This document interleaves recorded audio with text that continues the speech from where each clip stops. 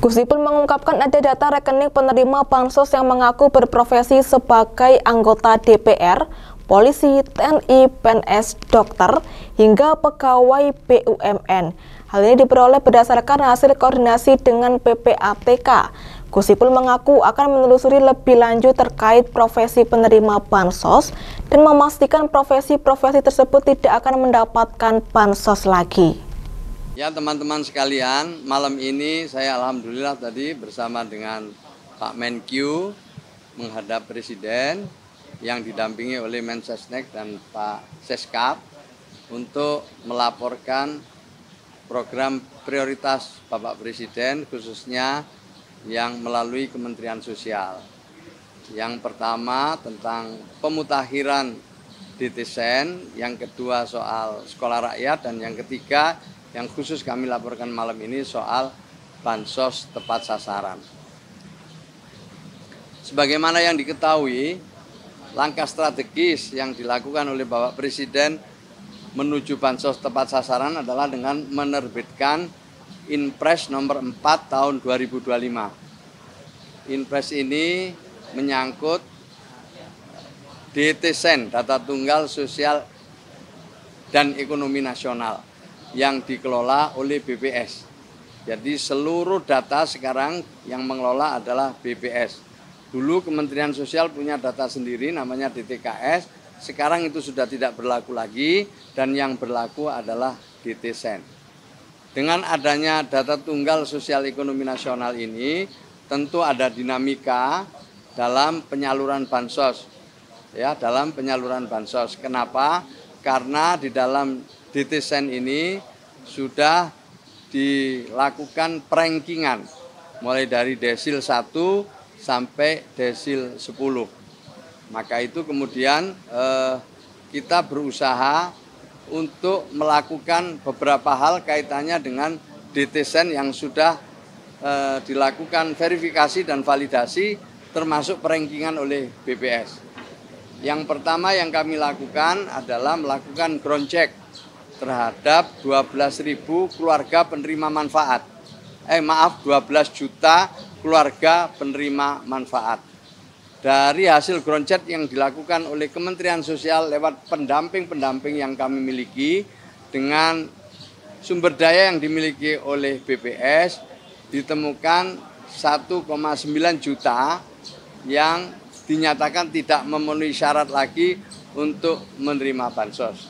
Dan untuk itu kita alihkan kepada mereka yang lebih berhak.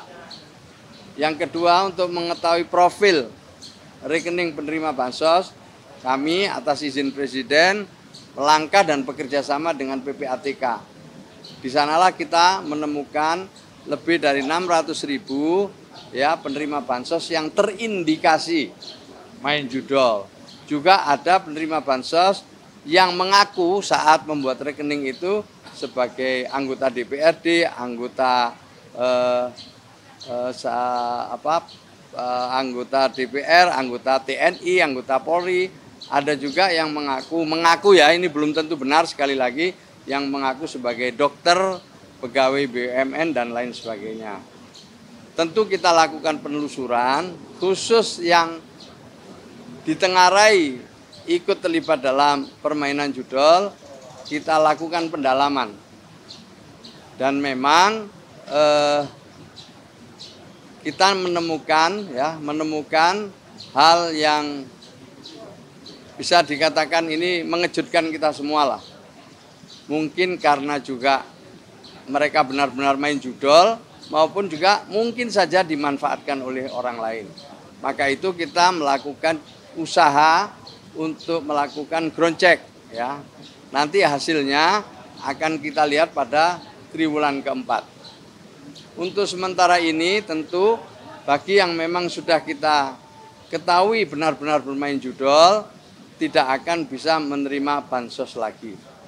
Kecuali memang bagi mereka yang sangat-sangat membutuhkan.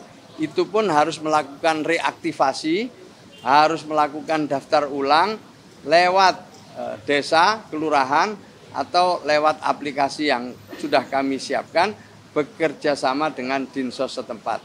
Jadi ini perlu saya sampaikan, Jadi bagi memang mereka yang masuk di dalam desil 1, desil 2, tentu masih ada kesempatan untuk memperoleh bansos kembali dengan cara melakukan reaktivasi sebagai penerima bansos.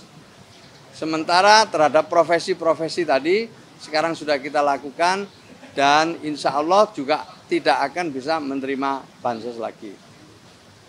Nah, alhamdulillah malam ini juga kami sudah mendapatkan arahan dari Presiden ya bersama dengan Kementerian Keuangan untuk dilakukan koordinasi lebih lanjut tentang bansos-bansos yang menjadi bagian dari tugas dan fungsi Kementerian Sosial. Prinsipnya tidak ada bansos yang dikurangi. Bahkan dalam kesempatan-kesempatan tertentu Presiden menambah bansos itu. Yang diutamakan tentu adalah mereka yang benar-benar berhak. Itu saya kira.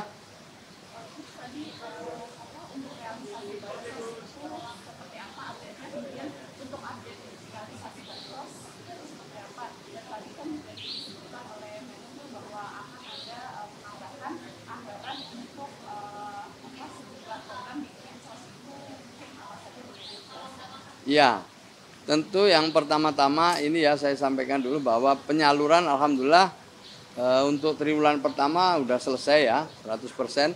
Triwulan kedua karena ada pembukaan rekening kolektif yang memerlukan proses sangat panjang, sekarang udah hampir selesai. Jadi yang triwulan ketiga ini kita sudah menyalurkan lebih dari 75%. Jadi secara umum sudah bisa kita menyalurkan dengan baik kecuali bagi yang membuka rekening kolektif atau sasaran barulah.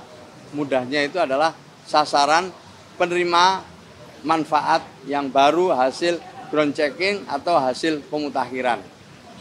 Lalu kami nanti akan berkoordinasi dengan Kementerian Keuangan sebagaimana arahan Presiden untuk memperkuat program-program yang memang menjadi bagian dari penyaluran bansos seperti permakanan untuk lansia terlantar di atas usia 75 tahun.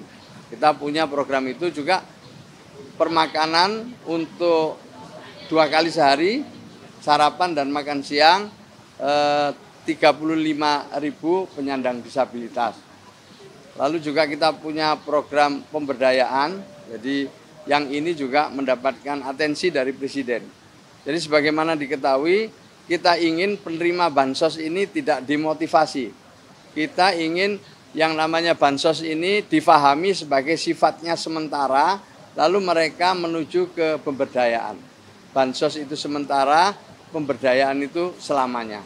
Nah, kami mendapatkan arahan Presiden agar kita juga memperkuat program pemberdayaan ini.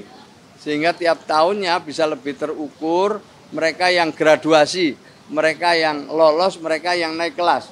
Dari yang selama ini hanya menerima bansos, mengikuti program-program pemberdayaan yang ada di Kementerian Sosial maupun di kementerian-kementerian yang lain. Di bawah nanti koordinasi Menko Pemberdayaan Masyarakat. Saya kira itulah ya intinya ya.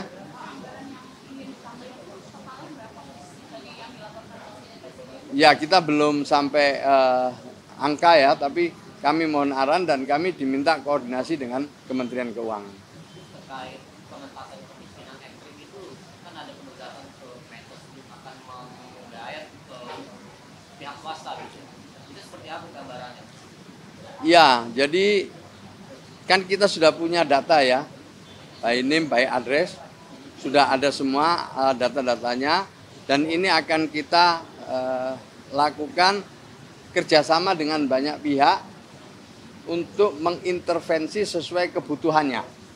Jadi di beberapa tempat kami bekerja sama dengan Basnas, ya. Kemudian di beberapa tempat lain kami bekerja sama dengan dunia usaha, ya. Di beberapa tempat lain kami juga bekerja sama dengan pihak-pihak lain, filantropi yang memiliki program-program yang sama dengan kami. Jadi kami melibatkan banyak sekali dunia swasta, dunia usaha, filantropi yang bisa bersama-sama dengan kami untuk ikut mengentaskan kemiskinan, khususnya kemiskinan ekstrim. Ya sampai sekarang memang dulu belum dianggarkan ya. Maka ini kita tadi sudah dapat arahan Presiden untuk supaya program pemberdayaannya diperkuat. Nanti kami akan menghitung kembali dan kami akan konsultasi dengan Kementerian Keuangan dan Bappenas. Ya, cukup jelas saya kira ya. Terima kasih ya.